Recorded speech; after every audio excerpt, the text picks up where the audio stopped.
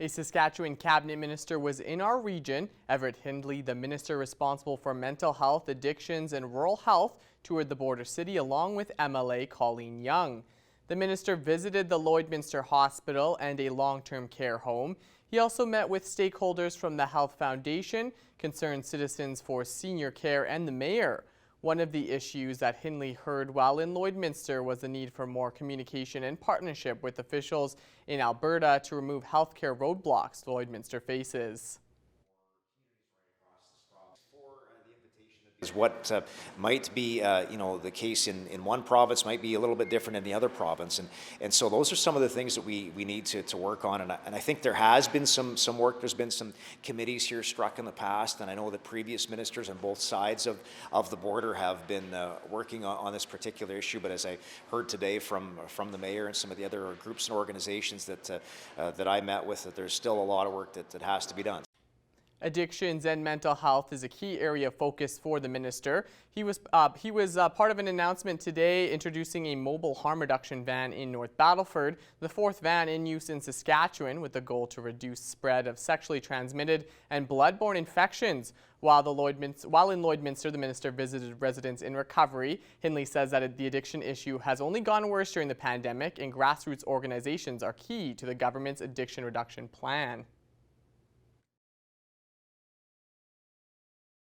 We're focused on, there's this variety of different areas here, prevention and also treatment, and in between that, harm reduction, and how that can play a role in the continuum for an individual when it comes to ultimately receiving long-term treatment for their addiction. So very grateful for the work that Residents in Recovery does here serving Lloydminster and area.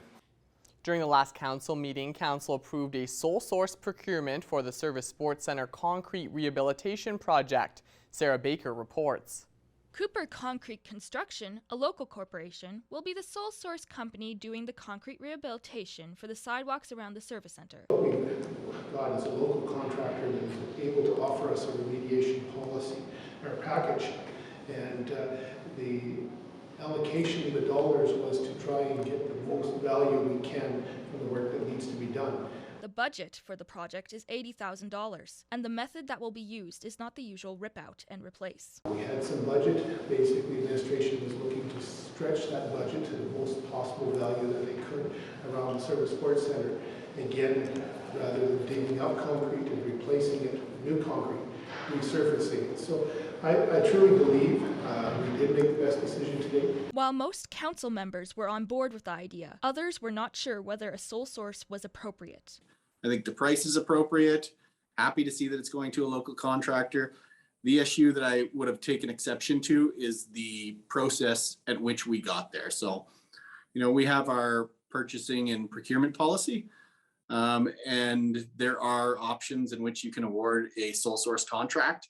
And in this case, I just didn't feel as though the process necessarily warranted going in the sole source contract direction rather than an open bid process. Since the method of what they wanted to do to the concrete changed from what they initially proposed, the original reaching out process wasn't enough. Had it gone to an open bid process, there would have been the opportunity for other vendors that do the concrete repair work rather than strictly doing, remove and replace, that would have had the opportunity to bid. Whether they did or did not, or could do it in the same timelines, those are questions we don't know the answer to. Sarah Baker, Primetime Local News. Street Fest is set to go this Saturday in Lloydminster. Our Stacey Comer had the chance to talk to one of the organizers and find out what's all planned for the weekend. Sandra Brown is joining me today on Primetime Local News. Sandra is a recreation programmer at the Service Sports Centre, and we're going to be chatting about Street Fest happening in Lloydminster this weekend. Sandra, thank you for joining me. Oh, thank you for having me. Well, let's talk about Street Fest. This is a huge event and really, back in full force since COVID and having some issues there. So let's talk about how the event starts. I guess the best way an event can start with food. Yes. So the kickoff for this Saturday's Street Fest event, this is actually our 11th annual Downtown Street Fest. The kickoff is a pancake breakfast at the Olive Tree Community Center from 8 until 10 o'clock. And it's all by donation, and they have plenty of help, I understand, to help serve the public, and it's a terrific way to start off the event. Is the pancake breakfast free of charge, or are they accepting donations, or how does that work? They are accepting donations. There is no charge, but it is by donation only. Okay, and after everybody has their tummies filled right after the breakfast, Sandra, what comes next to get the day going? Well, Street Fest starts off at 10 o'clock. It'll actually run until 4 p.m. And you can just walk on down the closed streets from the olive tree, and you'll be right into the adventure zone. And that's where the Just Cruising Club will have some vehicles and a beautiful car show to showcase all their restorations. And we'll have some food vendors in there as well. The event command center, the information tent, is also in the adventure zone. And that'll be kind of where the lost and found station will be as well, and our first aid. So what part of and what streets, Sandra, are going to be closed off for the day on Saturday? It is 50th Street and 50th Avenue, and we'll go a little bit into 49th Avenue, getting my streets and avenues mixed up. And but everything will be all barricaded off, and each street has a designated zone. So the sport zone, it will be in front of the furniture house and the clock tower, and we'll have a gigantic go-kart racetrack for kids and adults to race each other. You can try and score on the Lloydminster Bobcats with a Bobcat shootout. And we'll also have something new. It's a giant Connect 4 game, very interactive, and there'll be some sponsor vendors there as well. And then for the little ones, we have lots of bounce houses in the kids zone, and our infamous bubble garden, where there'll be bubbles and toys, hula hoops, all kinds of decorations, so you can spend some time in the bubble garden. Live entertainment with the Ernestine Hatpin Show with Tim and Sheila. And something new this year is the hula hoop circus. So we'll have several shows on the green carpet in the kids zone, as well as a roving performance. So Sandra, what time does everything wrap up for this event on Saturday? It goes till 4 o'clock. So just come on down, join in the fun. You can check out the Arts Without Borders Festival Art Market, Lloydminster Outdoor Farmers Market. There'll be 6 food trucks and vendors on site with everything from burgers, hot dogs, tacos, churros, just a wide variety of cuisine. And one of the more popular events will be at the main stage, and we have quite the lineup scheduled this year. Local singers, mascots will be dancing off at 11:30 for bragging rights. Musicians, dancers from Fame Dance, performances from Artificial Lift, Slay the Night, and Caitlin Leaner will be there. And parking is not always a problem downtown, but the parkade will be graciously open for us. So you can park in the parkade from 9, I believe it's 9 o'clock in the morning until 4 p.m., where the doors will be locked at 4. Well, Sandra, thank you so much. There is so much happening with this event. If anybody is looking for information and to get a list of everything that's planned, where's the best place to find that? The best place is to go online, so lloydminster.ca/streetfest. There's an event map, a list of all our sponsors, all the activities, and the schedules are listed on there as well. All right, well, this is going to be fantastic. Hopefully the weather holds out and is just perfect. Thank you, Sandra, for joining us. We really appreciate this, and let's go out and have a good time on Saturday. Yes, hope to see everyone out there. Looks like there's going to be a lot of happening in downtown Lloydminster this weekend, but good thing it's not happening tonight, as it looks like we might be getting some rain. Let's check in with Shelby Clark with more.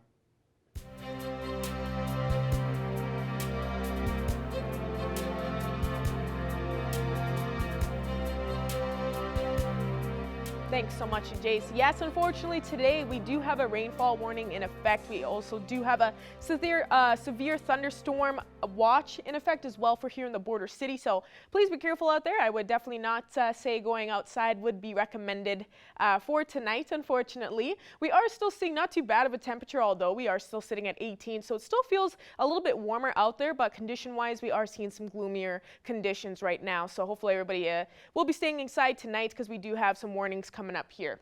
And switching over to temperatures across the region for Alberta and Saskatchewan. On the Alberta side, we are seeing those double digits cooling down slightly from what we did see yesterday, of course, seeing under that 20-degree mark. Most spots are seeing around between 16 to 18 degrees in most spots. As we go a little bit higher up, Cold Lake, Lackbush, and over in Edmonton, they are just seeing 15. And as we go a little bit higher down to Wainwright and Provost, they are seeing 14 and 12 degrees. And as well with Wainwright, Provost, with here in the border city as well as in Vermilion, they all have that rainfall warning in effect as well, with that severe thunderstorm watch. So please be careful in those areas. Switching out to our Saskatchewan side, we are seeing those kind of the same temperatures as we are seeing on the Alberta side. Most spots are seeing around 14, 17 degrees, kind of varies over on this end.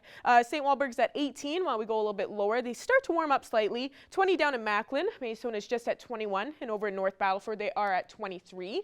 And for North Battleford, they will be going down to a low of 10 for their evening low. So although we will be seeing those double digits, they will be seeing those showers start up in their evening. That will continue throughout the night into 13 tomorrow. So they will be seeing a pretty cool down day for tomorrow. Cold Lake will be seeing 11 for their evening, seeing a high chance of some showers continuing on. Seeing that tomorrow as well with a mixture of some sun and cloud. Seeing 14, although we will be seeing not too bad of a temperature than what they saw today, but still seeing those showers. For us in the border city, we'll be seeing 11, and as I was saying, we'll be seeing lots of rainfall coming up tonight. So just be prepared for some more wet conditions coming up that will kind of stop there throughout the evening. And then tomorrow we will be seeing a little bit of drizzle throughout the day. And then we will be seeing a mixture of some sun and cloud. And we will be seeing a much cooler day as well with 11. So unfortunately, we're seeing these gloomier days here. But don't worry, for the weekend, we will be warming up for Street Fest. So make sure you're still going out Saturday and checking it out. And ending off with one of your beautiful photo submissions. Thank you to everyone that submitted some nice shots to our Facebook page. I love this cloud shot here. We're getting a lot of these nice pictures online, so you can continue to do so, and I will use them on my weather segment. But that's all I got for now. We'll have more coming up after the break.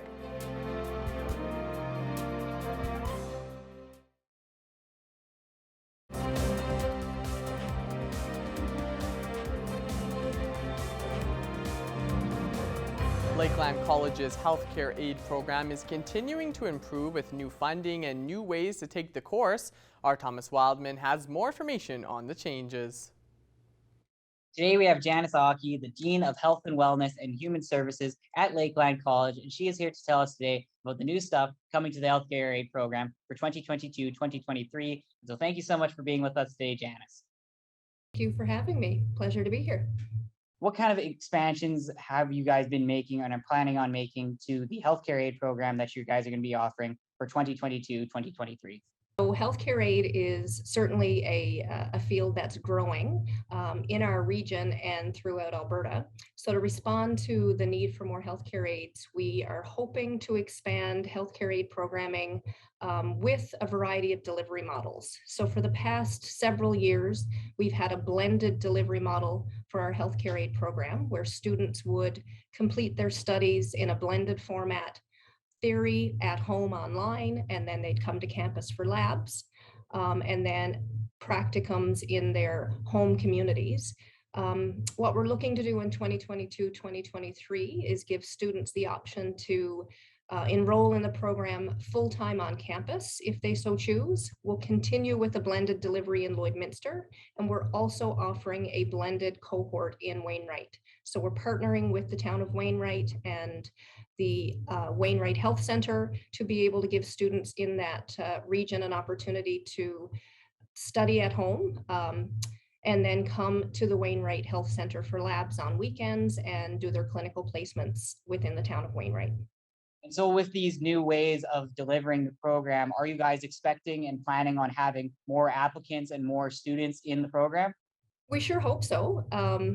We did receive some funding from the Alberta government to expand enrollments, and over the next 3 years, our plan is to expand enrollments by upwards of 100 students. So with each cohort, we're looking at for 2022-2023, we're hoping to have about 48 students that are completing the healthcare aid program, and we're going to look to increase that incrementally over the next 3 years. So now that you guys have been offering this program blended for a while, have you guys been making any more new improvements that you're planning on offering with the blended online and in-person programming for the healthcare aid program? We're always looking to improve the program. I think that the first step of that is to allow options for students for delivery method. We've seen a little change in the demographic of student, and more high school graduates are attracted to the program. I think a high school graduate may be more attracted to an on-campus delivery, which is why we're moving that to that delivery mode in September.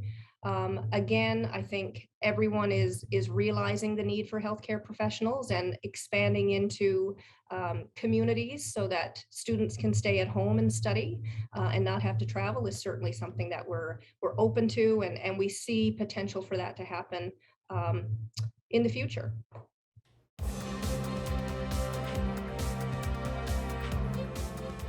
The Lloydminster Rowing Club has multiple events coming up this summer for their athletes and even for residents who would like to learn more about rowing.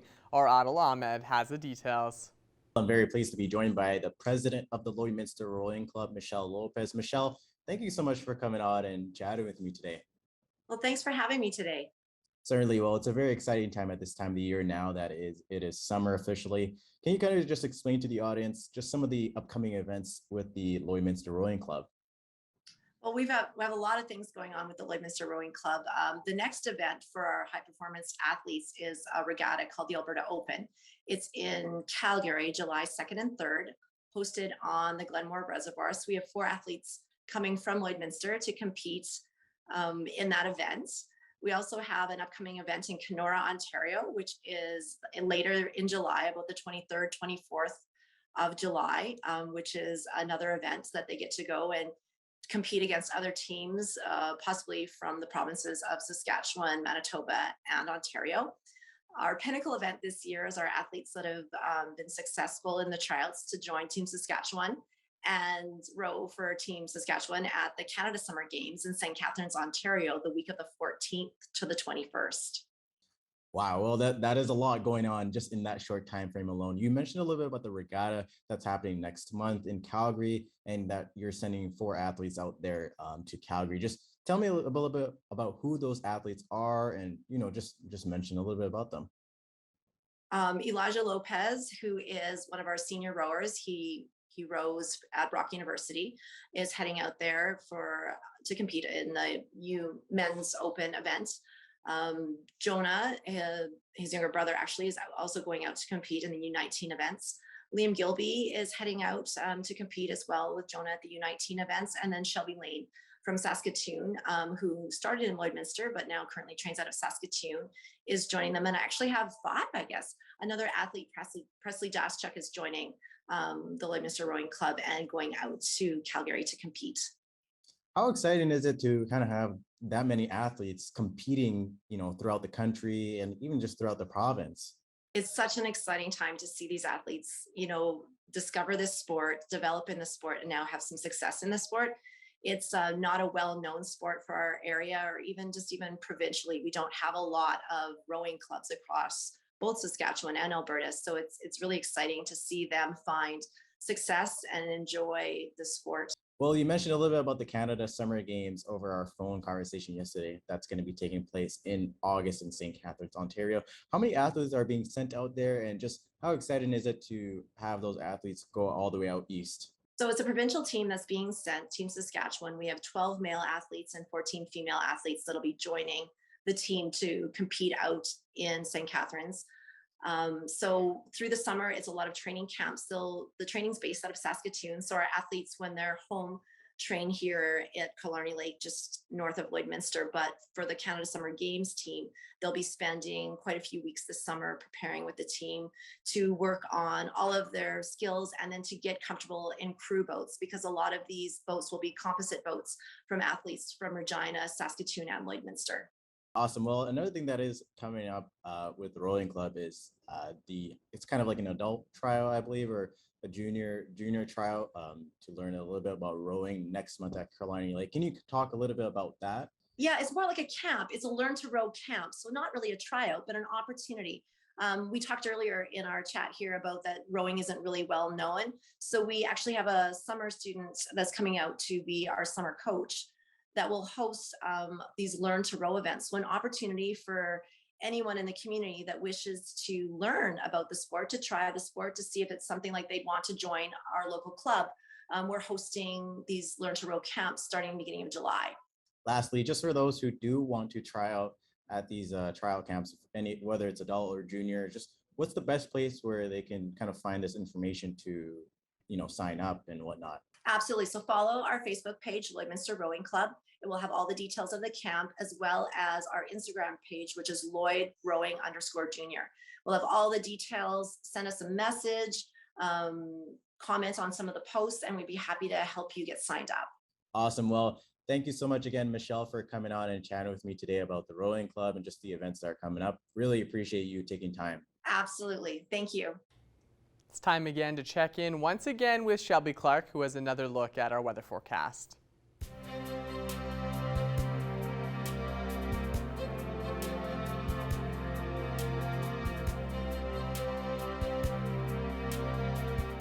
Thanks so much again there, Mr. Jason Mackey. Yes, now taking another extended look at your weather forecast. We will be starting off with our central zone of our provinces. And as you can see on the Alberta side, we have definitely cooled down quite a bit compared to what we have been seeing earlier on in the week. We are seeing even some single digits on the map here, with some spots seeing 7 and 9 degrees. Whitecourt is just hitting 11, while it is 15 in both Athabasca and Cold Lake, and 13 is kind of at that middle mark there. Edmonton is just at that middle mark there at 13 degrees. And now switching over to our Saskatchewan side, they are seeing definitely some warmer temperatures compared to the Alberta side. 14 over in Meadow Lake, while it is 17 over in Prince Albert. The rest are seeing past the 20 mark. Melfort is just at 20 degrees, and it's 23-24 in North Battleford and Saskatoon. So Saskatchewan side over in the central area isn't looking too shabby. And going over to our northern zone, and now they are slightly seeing the same temperatures as what they've been seeing earlier on in the week. Slightly warmer, still kind of continuing that streak there, with most spots seeing around 15-16 degrees over on this end. Down in Laurent, they just hitting the 10 mark, while I was go a little bit higher. It is 17 up in Uranium City, and Stony Rapids is the warmest there, just reaching 20. Switching now back over to Alberta side here, they've kind of cooled down a little bit. They have been seeing some warmer temperatures, especially yesterday, but now they're seeing under the 20 mark. 18 degrees in both High Level and Fort Chipewyan, 15 in both Fort McMurray and Peace River, and as we go a bit lower, Slave Lake and Grand Prairie are seeing the coolest there with 14 degrees. Now going over to our southern zone, they are seeing the warmest conditions, I would say, out of all our zones that we've been looking at, except for up in Banff and Calgary and Coronation. They are seeing definitely some slightly cooler temperatures with 10 and 12 degrees, 22 and 25 down in Lethbridge and Medicine Hat. And as we go over to our Saskatchewan side, they are still seeing some nice warm conditions, even some seeing past the 30 mark now. Moose Jaw is just at 30 degrees, while Estevan is at 31. The rest are seeing some warmer conditions still, just under it. Regina is just a degree cooler there, with 27-25 in Yorkton and Swift Current, and Kindersley is at 21. And now going back across the region to seeing what we will expect throughout our evening and throughout the night. We will be seeing definitely some cooler conditions than what we have been seeing for the past few nights as we get more into the summer season here. Provost and Murnum will be seeing a low of 8, so they will be seeing probably the coolest for tonight. Bonnie will be seeing a low of 9. The rest will be seeing, most spots will be seeing a low of 10 degrees, and Isla Cross will be seeing a low of 12.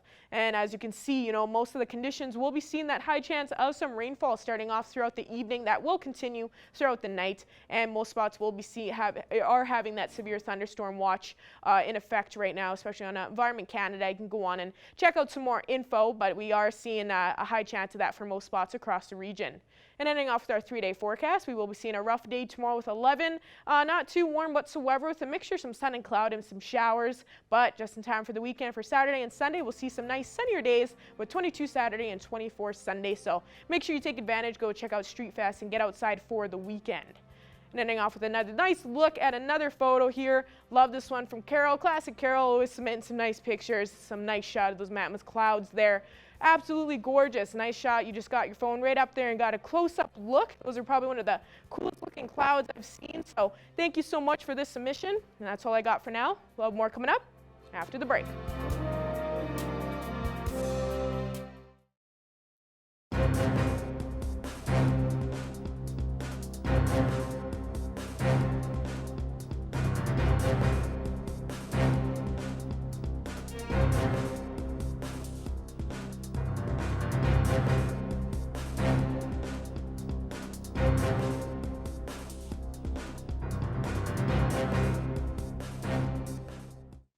Joining us today for Primetime Local News is Teague Lee Campbell, Chantel Gladue, and Ashley Cardinal. Thank you all, three of you, for joining us today to be able to speak on this important topic.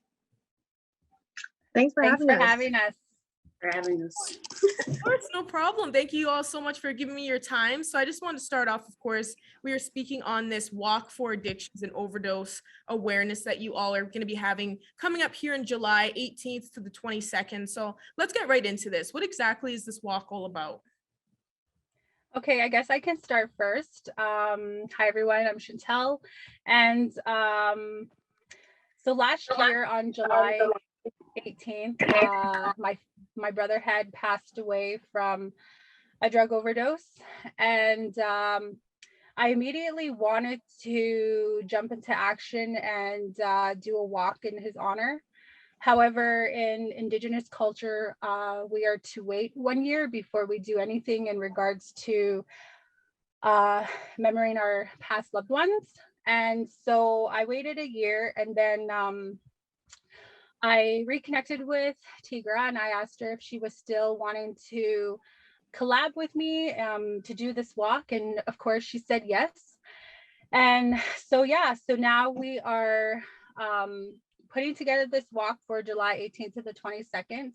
And this walk is just to honor our past loved ones who lost their lives to addictions, and then to also raise awareness to our First Nations leaders and to our governments, just to change policies and I guess just to help raise awareness onto helping us heal. And a part of that is finding our identity. And you know, in the past, going back how many centuries, like our identity was ripped away from us, from the government. And now presently it is still like that. And yeah, just calling on our leaders to make a change.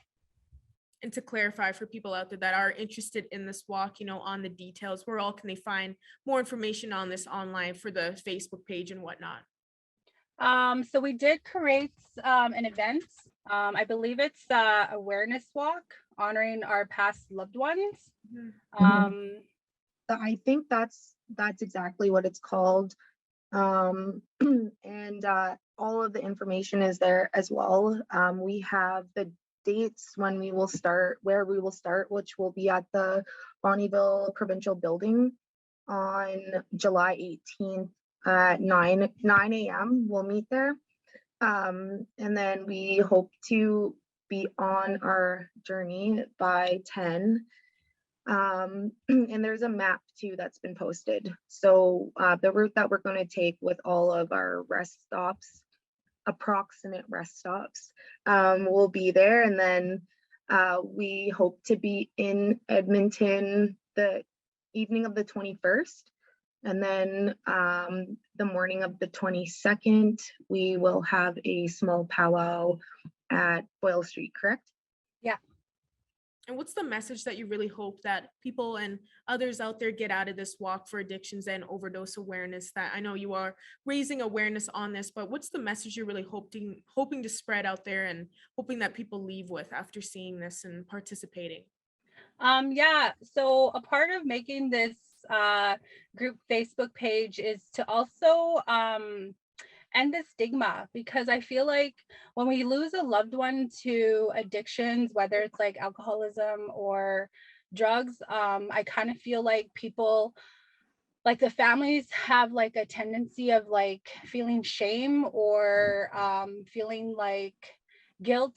And sometimes I feel like when people ask, like, oh, how did your loved one pass away? Like they really don't want to be honest. And so a part of this group, this Facebook group page, is just to show other people that, you know, you're not alone, and not to feel that shame or to feel like you have to hide. Perfect. So I'm really glad I'm able to speak with all three of you and be able to help get the word out about this. And is there anything else you want to add that I may have missed out on? Like Ashley, I know we haven't really been able to speak with you yet, but did you have anything else you wanted to add for the group? Yeah, I'm also somebody that's in recovery, and my reasons for joining in on this walk is I'm part of one of the nations that is in the Lakeland area. I'm from Goodfish Lake, and there is a huge crisis and increase in all things related to trauma. A lot of more poisonings, a lot more violence, and a lot of it is rooted in there was a surge in mental health crisis in many nations because of COVID. And it brought a lot of things to surface. And on top of that is when the 215 original Kamloops discovery started, like that also like stirs up a lot of like deep-seated intergenerational trauma within our nations. And so like to have all of that, and then also like with the increase of using fentanyl and labeling it as heroin in many communities, there's been a lot of people. I've even lost somebody in my family August of 2021, and his 1 year is coming up, and same situation. I'm not quite at the 1 year yet to be able to talk about it. So when I get there, then I'll be able to talk about it more. But I'm excited to see where this goes. Like I have so many ideas, and I'm here excited to like work with Chantel and Tigra on this and making it like a yearly thing. I think that it has power to like do something like, even if we make a difference in one person's life, and what, sharing our different lived experiences and how we like overcame and how we can be of service to our people and community in a way that is like compassionate, not judgmental, sort of like, again, destigmatizing. And so that's the hopes that I would love to see come of this, and just putting it in the hands of creator. So well, I think this is an amazing initiative, and just seeing that all three of you have already started this up and have gotten such strong support so far really shows that people out there that are struggling with this issue and know someone that is struggling with addiction right now, they agree with you on that mentality and really want to help others out there and raise awareness. So once again, thank you so much to all three of you for joining us today. Yeah, thank you so much. Yeah, for sure.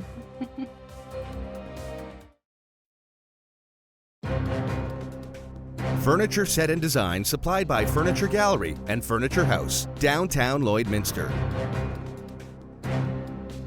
First off, Jason, thank you so much for joining me this afternoon. It's an absolute pleasure to get you on today. Now, you have 4 top 30 hits, including your self-written gold certified top 10 single, Gone Long Gone, which we've talked about before, one of my favorites by you for sure.